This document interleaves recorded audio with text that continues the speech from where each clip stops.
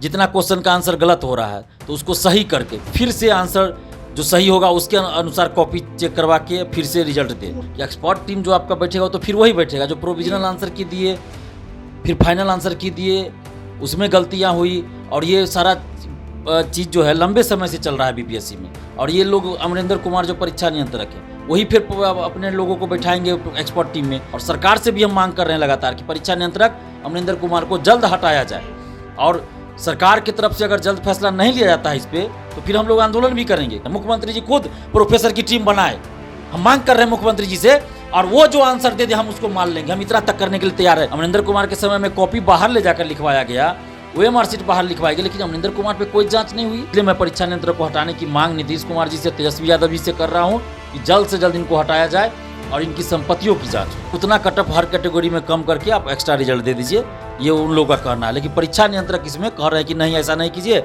ये लोग 1-2 दिन आंदोलन करेगा, शांत हो जाएगा, पुलिस मंगा के लाठीचार्ज करा के भगा देंगे। देखिए दिक्कत उनको यही है ना कि कुछ योग्य अभ्यर्थी चले जाएंगे तो मेंस में जो सेटिंग्स कराना चाह रहे हैं उनको दिक्कत हो सकता है ना। आपका क्या सोर्स है, किस सोर्स के आधार पे आपने किसी क्वेश्चन का आंसर गलत दिया है, आप बताइए।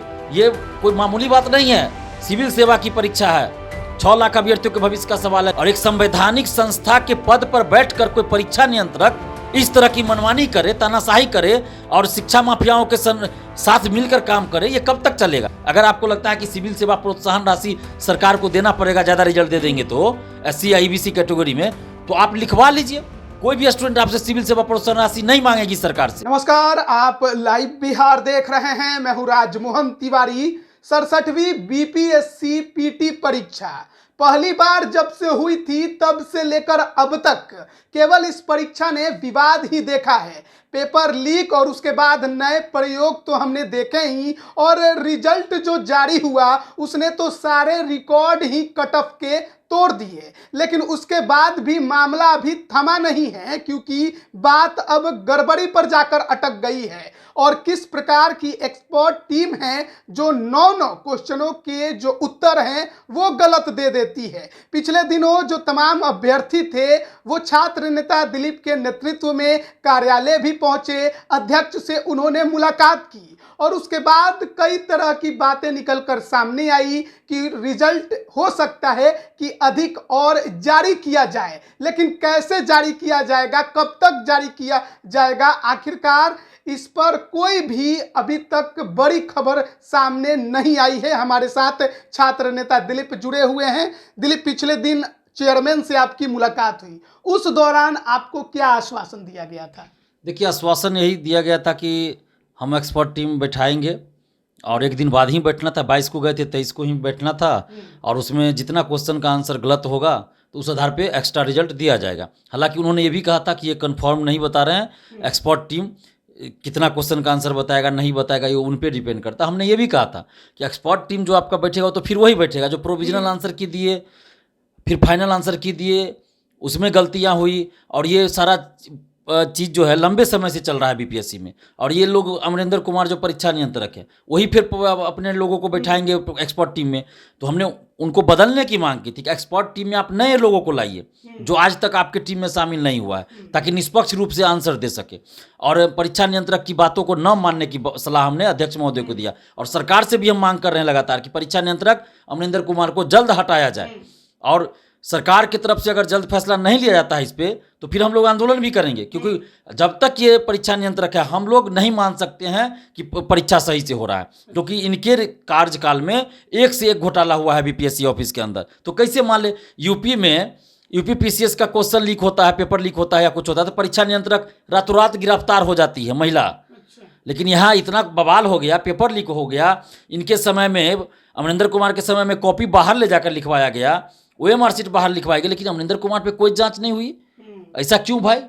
7 साल 8 साल से जमे हुए हैं ये, इनको प्रमोट करके IAS बना दिया गया, फिर सचिव से इस्तीफा लेके इनको सचिव भी बना दिया गया, परीक्षा नियंत्रक भी ये हैं, तो 2-2 पद इनको क्यों दिया गया? और भी 7-7 साल से बने हुए हैं। तो कहीं ना कहीं तो लग रहा है कि कुछ इसमें घालमेल हो रहा है, और बड़ा जो शिक्षा माफियाओं का गिरोह है, शिक्षा माफियाओं का गिरोह वो काम कर रहा है। इसमें बड़े बड़े नेता, IAS IPS अधिकारी, BPSC ऑफिस के अंदर के अधिकारी लोग शामिल है।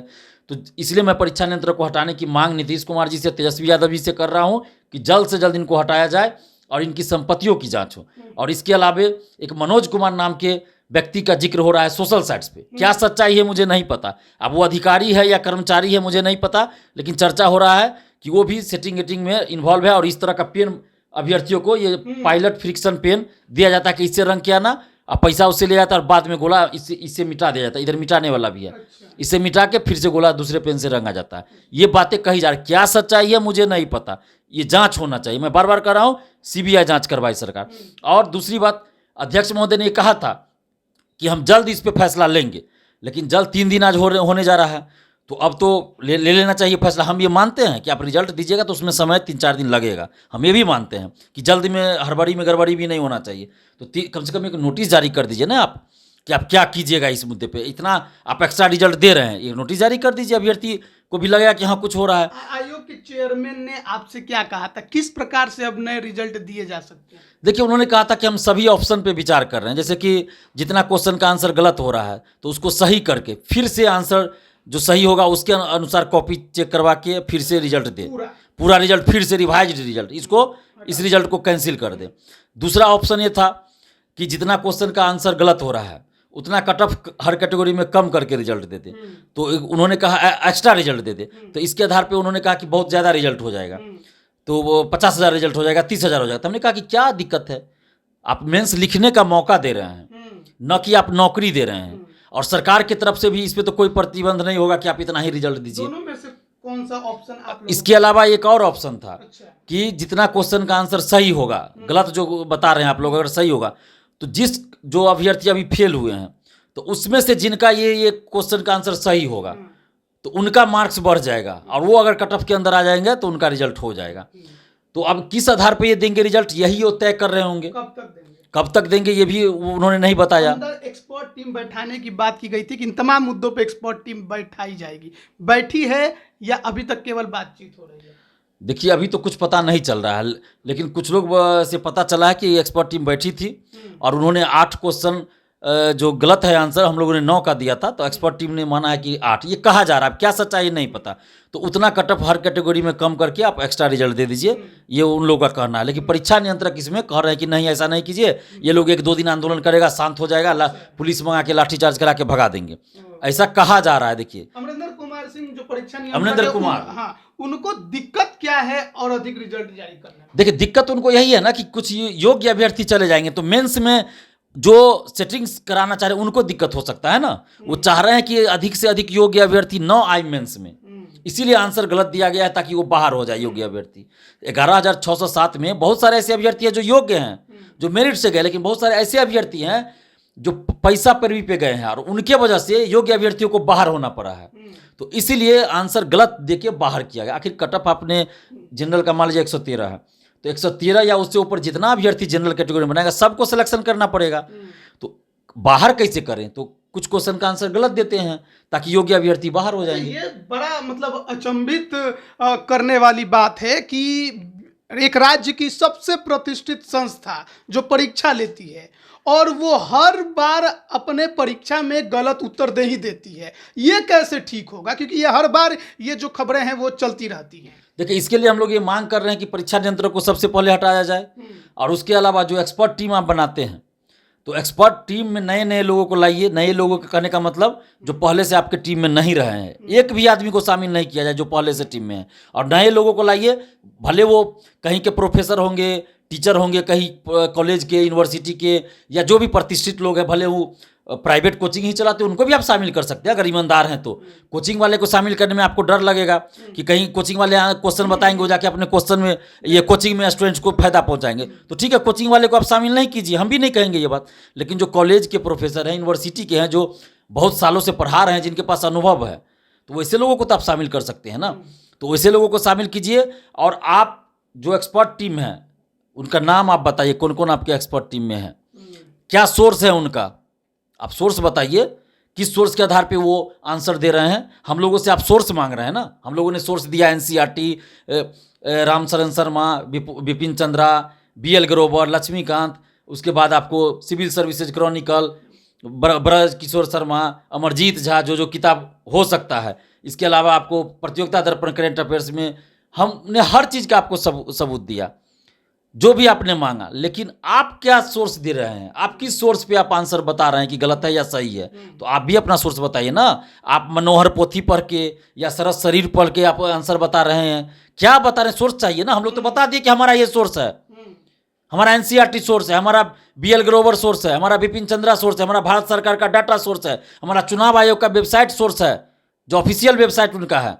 आपका क्या सोर्स है हुजूर, आप भी बताइए ना कि आप किस किताब से, किस साइट से, आपका क्या सोर्स है। गूगल से भी हम लोग सोर्स दे रहे हैं, हर चीज़ से दे रहे हैं, आपका क्या सोर्स है आप बताइए।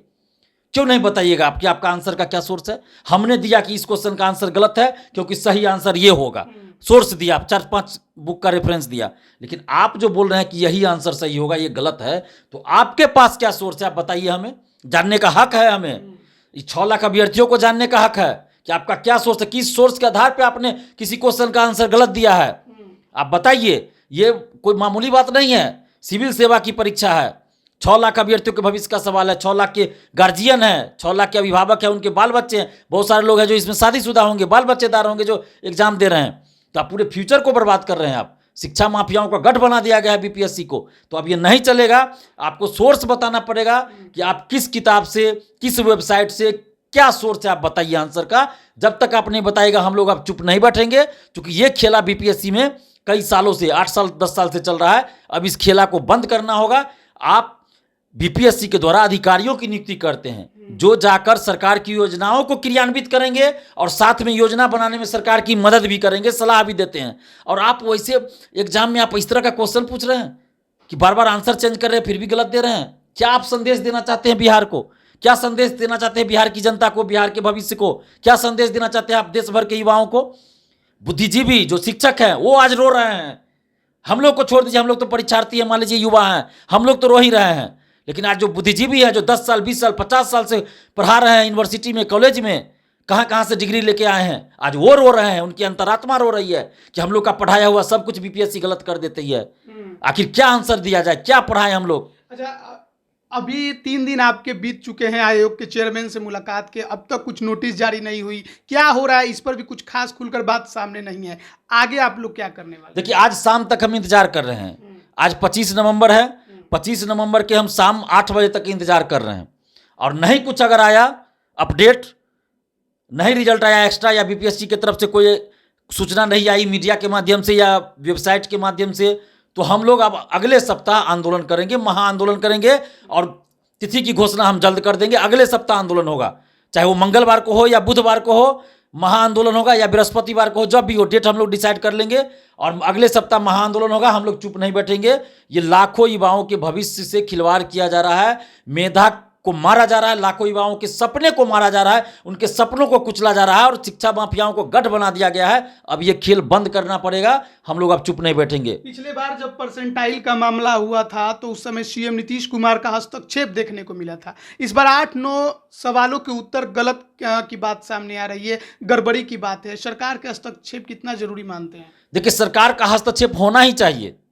ये संवैधानिक संस्था है बीपीएससी, और एक संवैधानिक संस्था के पद पर बैठकर कोई परीक्षा नियंत्रक इस तरह की मनमानी करे, तानाशाही करे, और शिक्षा माफियाओं के साथ मिलकर काम करे, ये कब तक चलेगा? उनको अपने पद की गरिमा का भी ख्याल रखना चाहिए ना।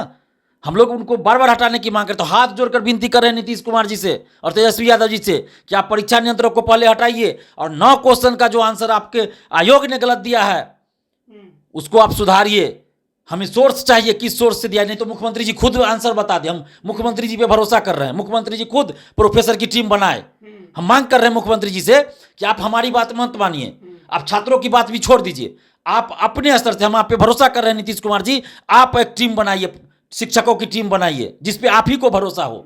हम आप पे भरोसा इतना कर रहे हैं, आप एक टीम बनाइए शिक्षकों की, और वो जो आंसर दे दे हम उसको मान लेंगे। हम इतना तक करने के लिए तैयार है, लेकिन परीक्षा नियंत्रक अमरिंदर कुमार के द्वारा बनाई गई टीम को हम लोग नहीं मानने वाले हैं, क्योंकि वो आंसर बुक के अनुसार नहीं देंगे, सच के आधार पर आंसर नहीं देंगे, बल्कि अमरिंदर कुमार के मन के आधार पर आंसर देंगे। तो इस चीज़ को हम लोग नहीं मानेंगे। नीतीश कुमार जी खुद टीम बना दे शिक्षकों की, और वो जो आंसर देंगे हम लोग मानने के लिए तैयार हैं। इतना हम करने के लिए तैयार हैं। अगर नीतीश कुमार जी सुन रहे हैं तो करें ये सब चीज़, क्यों नहीं कर सकते? मुख्यमंत्री जी को हस्तक्षेप करना चाहिए, उप मुख्यमंत्री जी को हस्तक्षेप करना चाहिए इस पे, क्योंकि ये कोई मजाक नहीं चल रहा है, बच्चों का खेल नहीं हो रहा है, ये लुका छिपी का खेल नहीं चल रहा है, ये गुल्ली डंडे का खेल नहीं चल रहा है। आप ऐसे अधिकारियों की नियुक्ति करना चाह रहे हैं जो सरकारी योजनाओं को क्रियान्वित करेंगे, आपको मदद करेंगे, सरकार की मदद करेंगे योजना बनाने में, आपको सलाह देंगे। तो किस आधार पर आप ये चाहते हैं? आखिरी सवाल आपसे पूछूंगा, आपके सामने आयोग ने 3 ऑप्शन रखे थे रिजल्ट और जारी करने के, आप लोग किस ऑप्शन पर ज्यादा संतोष हैं? देखिए, हमने उनको यही कहा था कि आपके गलती की वजह से, आपके मतलब आयोग की गलती की वजह से जो पीटी पास किए हैं, रिजल्ट गलती दिया गया है, आपने गलती दिया है, वो आपकी गलती, आंसर गलती दी है। तो इसमें जो पीटी पास कर गए हैं और उनमें से बहुत सारे लोगों को अगर बाहर कीजिएगा तो फिर उनको भी तकलीफ होगा। मानवीय आधार पर भी आप देखिए, उनको मेंस लिखने का आप मौका सिर्फ दे रहे हैं ना, नौकरी नहीं दे रहे हैं। तो कोई भी मानवीय भी ना लगे, हमें भी अच्छा नहीं लगेगा, जो बात है, सभी स्टूडेंट्स हैं। लेकिन जो सेटिंग से गए हैं उनको आप बाहर कीजिए, जो सेटिंग से उसमें पास किए उनको आप जांच कीजिए, पीडीएफ का जो सेटिंग से गया उसको आप बाहर कीजिए।